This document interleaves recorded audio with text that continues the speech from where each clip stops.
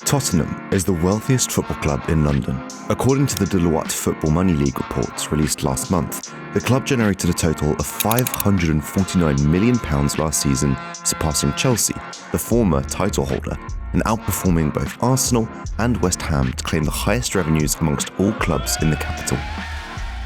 Alongside being the wealthiest team in London, the club also generated the 8th highest revenue among all football clubs internationally last season, and ranked 4th in the UK, with only Manchester City, Manchester United and Liverpool surpassing them domestically.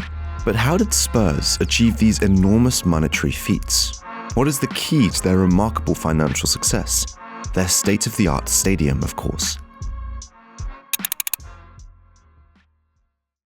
Conceived in 2007 and inaugurated in 2019, the Tottenham Hotspur Stadium stands as the third largest football stadium in England and the largest club ground in London.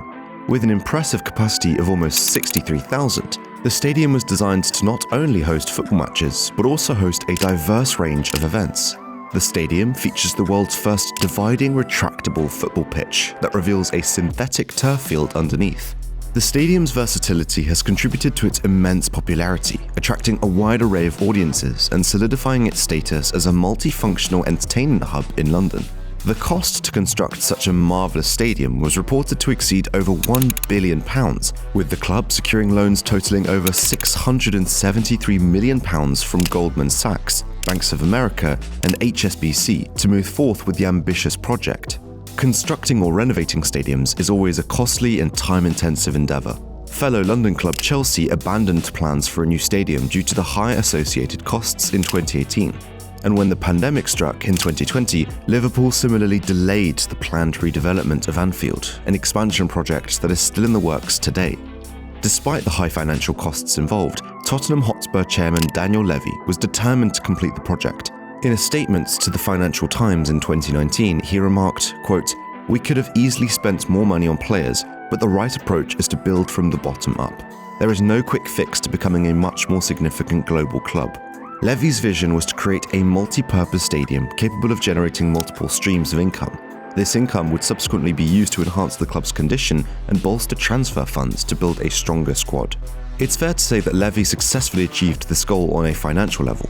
Sam Ball, a director in Deloitte's sports business group, stated to the Evening Standard last month, quote, "A huge reason for Tottenham's growth is the club being able to fully leverage and monetize the stadium, both in terms of the matchday income and the commercial activities. Spurs boasts a reported income of £105 million in matchday income alone, with additional income from concerts and sports events significantly contributing to the overall revenue. Since the inauguration of the stadium in 2019, the club has strategically bolstered its team by acquiring key players, including notable signings such as Richarlison, Brennan Johnson, Mickey van de Ven, and the most recent addition of Lucas Bergwall. These players are expected to play pivotal roles in shaping the future of the club and hopefully secure trophies." While negotiating the funding and finances for the project, Levy successfully managed to alleviate some of the financial burdens shouldered by the club through borrowing money from banks to fund the project. Initially, the funds borrowed were slated by repayment by April 2022. However, through a US investor, Levy managed to convert approximately £572 million of the debt into a bond scheme with staggered maturities ranging between 15 and 30 years. The Bank of America Merrill played a crucial role in this process. They not only provided a term loan of £112 million, but also took on the responsibilities of the lead placement agent and the sole book runner for the bond issue. Another bank, HSBC, offered Tottenham a revolving credit facility. This facility grants the club increased flexibility in borrowing, repaying, and re-borrowing funds, all within a predetermined credit limit. These financial tools contribute significantly to Spurs' responsible financial management. The primary goal of this financial restructuring is of course to alleviate the costs associated with servicing the debt. By converting a significant portion of the debt into bonds and securing loans with favourable terms, Tottenham reduces their annual interest payments. The new arrangement features an average annual interest rate of only 2.7%, which is considered relatively low. While the project has proven to be a clear financial success and a pivotal element in Tottenham's journey towards becoming a stronger team, its unveiling came at a rather bleak time, approximately a year before the outbreak of COVID-19. The stadium's appeal lay in its multifunctional use, but once the pandemic hit, activities such as concerts and large events became impractical due to lockdown restrictions, rendering the multifunctional aspects of the stadium pointless at the time. Furthermore, the entire football industry suffered financial setbacks during the lockdown, as restrictions prevented fans from attending matches. Matchday revenue, which includes income from ticket sales, catering services, and the sale of merchandise at football matches, constitutes a significant portion of the revenue generated by football clubs. In light of these challenges, the financial impact on the industry as a whole was quite significant.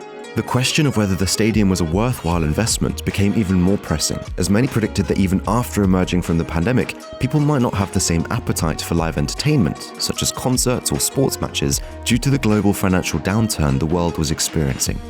As we now know, those predictions have proven to be inaccurate, and people are even more excited to experience live entertainment now than ever before. The essence of the Spurs Stadium project, from its conception to its ultimate goal, is rooted in playing the long game.